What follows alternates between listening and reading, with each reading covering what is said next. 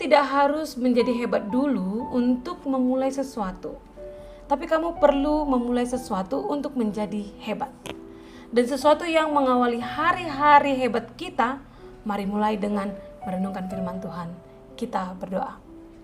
Damai sejahtera Allah yang melampaui segala akal, kiranya memelihara hati dan pikiran kamu sekalian di dalam nama Tuhan Yesus Kristus.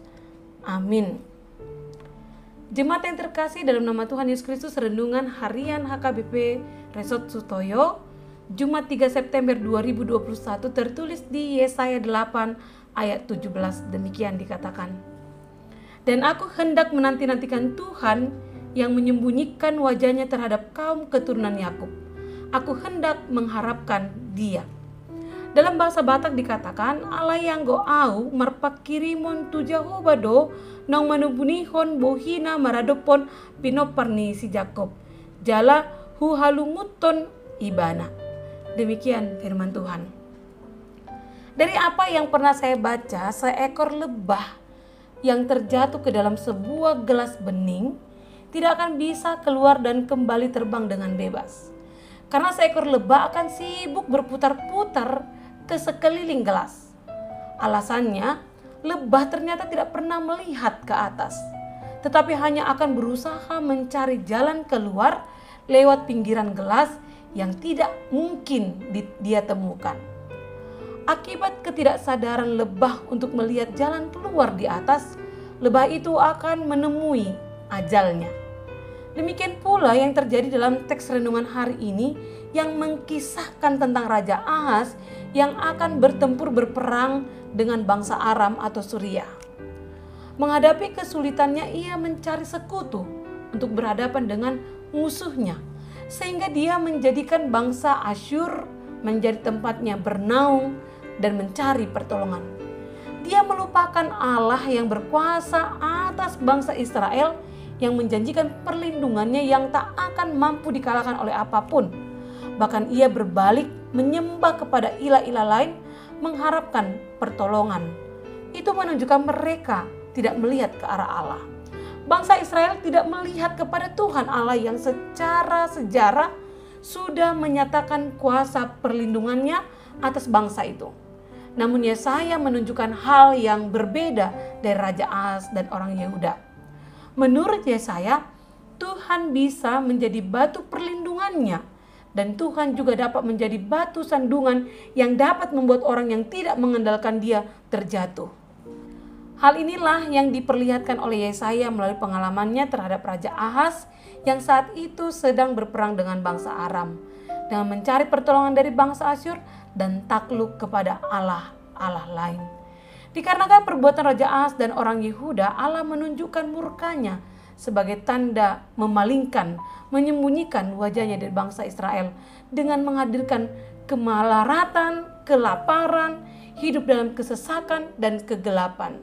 Namun Yesaya masih tetap setia menantikan pertolongan Tuhan dan selalu berharap meskipun dia turut menderita akibat perbuatan bangsa Yehuda. Dalam berbagai bentuk, hal seperti itu juga dilakukan oleh banyak orang. Untuk mengatasi kesulitannya, tak jarang ada orang yang meminta pertolongan pada arwah-arwah, roh-roh peramal, atau relasi-relasi sebagai caranya untuk mencari pertolongan satu-satunya dalam hidupnya. Pada umumnya manusia berusaha menghindari kesukaran. Manusia tidak sadar bahwa perilakunya dapat menjadi batu sandungan baginya. Saat terjatuh, kita malah menyalahkan keadaan atau orang lain, bahkan menyalahkan Tuhan. Di lain sisi, mudah sekali bagi kita untuk menyembah Tuhan saat segala sesuatunya berjalan dengan baik. Seperti waktu kita masih punya persediaan makanan yang berlimpah, punya teman, keluarga, sehat secara jasmani, dan bahagia, dan lain sebagainya. Tapi kenyataannya, hidup tidak akan selalu seindah itu. Akan ada masa-masa yang tidak menyenangkan. Dalam keadaan itu, apakah kita masih bisa memuji Tuhan? Apa yang kita lakukan waktu Tuhan terasa jauh sekali? Tingkat penyembahan yang paling dalam adalah saat memuji Tuhan walaupun dalam kesakitan. Bersyukur saat dalam cobaan. Mempercayainya saat menghadapi ujian.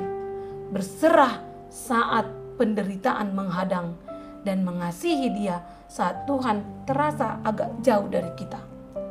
Seorang penulis bernama Philip Yancey pernah mencatat, setiap hubungan melibatkan kedekatan dan jarak waktu.